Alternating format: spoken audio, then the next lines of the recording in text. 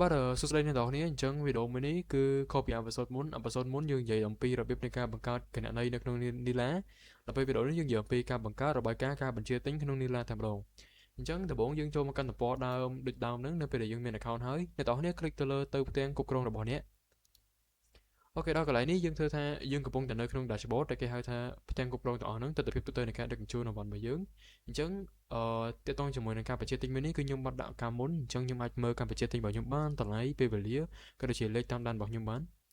ងាយស្រួលនឹងសម្រាប់ខ្ញុំក្នុងការបញ្ជាទំនិញអញ្ចឹងរបៀបក្នុងការបង្កើតអ្នកនរគ្នាសូមចូលទៅកាន់ការបញ្ជាទិញនេះ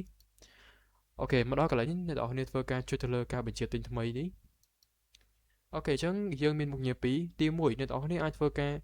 upload នៅរូបភាពការកំងរបស់អ្នកនរគ្នាដាក់ចូលទៅក្នុងនីឡានឹងហើយវានឹងធ្វើការ scan ហើយបង្កើតជាទិន្នន័យទាំងអស់ដែលមិនបាច់ចាំឲ្យយើងទៅធ្វើការសរសេរបញ្ចូលដោយដៃម្ដងមួយនោះទេ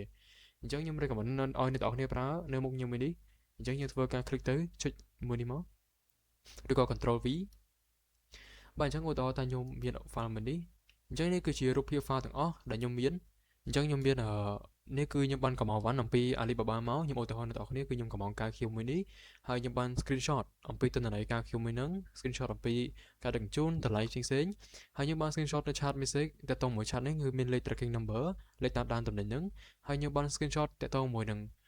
សេវាកម្មដឹកជញ្ជូនរបស់ក្រុមហ៊ុនដឹកជញ្ជូនហ្នឹងគឺខ្ញុំបាន screenshot ដែរដាក់ចូលក្នុងទាំងអស់អញ្ចឹងសេរីទាំងអស់មកយើងទម្លាក់ចូលទៅបងប្អូនអូខេអញ្ចឹងពេលនេះយើងបានតម្លាក់ចូលហើយគឺយើងមានចំនួន5រូបភាពអញ្ចឹងយើងអ្នកនរគ្នាអាចដើម្បីបញ្ជាក់កាន់តែច្បាស់យើងអាចបន្ថែមអក្សរតិចតួចទៅដើម្បីបញ្ជាក់ឲ្យវា scan កាន់តែល្អដែលយើងបានប្រើ AI ដើម្បីជំនួយអញ្ចឹងបងប្អូនធ្វើការអូតូថារូបភាពទី3នេះគឺខ្ញុំបានមានលេខកូដអញ្ចឹងខ្ញុំប្រាប់ AI ឲ្យកាន់តែយល់ច្បាស់ងាយស្រួលក្នុងការបង្កើតកុំឲ្យមានការខុសកលៈអញ្ចឹងខ្ញុំប្រាប់ថា image 3 contain ឬក៏សេចជាខ្មែរក៏បានដែរបងប្អូន contain tracking number លេខអ្នកផ្គត់ផ្គង់អ្នកណាจะសេចជាខ្មែរក៏បានដែរអត់បញ្ហាទេអញ្ចឹងអ្នកនេះធ្វើការคลิกទៅលើការវិភាគរូបថតនេះមកអញ្ចឹងចាំរយៈពេល15ទៅ20វិនាទីវានឹងធ្វើការវិភាគបន្តមកនឹងបង្កើតជាទិន្នន័យលក្ខណៈជាទម្រង់តារាងឲ្យយើងមើលតែម្ដងអូខេអញ្ចឹងលឿនមែនតើប្រើប្រាស់ពេលរយៈត្រឹមតែ5វិនាទីទេគឺបង្កើតបានទាំងអស់តែម្ដងអញ្ចឹងអ្នកនេះអាចតាមដានបានទី1គឺយើងមានឈ្មោះអ្នកផ្គត់ផ្គង់គឺឈ្មោះក្រុមហ៊ុនផ្ទាល់លេខបញ្ជាទិញរបស់យើងនេះ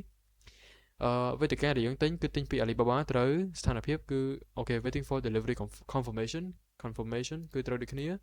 ហើយតម្លៃសរុបត្រូវដូចគ្នានេះគឺជាផលិតផលឈ្មោះផលិតផលត្រូវហើយចំនួនរបស់វាតម្លៃមួយឯកតាលេខតាមដាននេះគឺត្រូវដូចគ្នាត្រូវនឹងរូបភាពដែលយើងបានដាក់អញ្ចឹងបាទគឺបញ្ចូលឲ្យតែម្ដងក្រុមហ៊ុនគ្រប់គ្រងយើងអាចដាក់ខ្លួនឯងបានដាក់ Alibaba មកអូខេនេះគឺជាលេខតាមដាន DOSB 0941នេះយើងអាច check មើលដើម្បីមើលបានអូខេ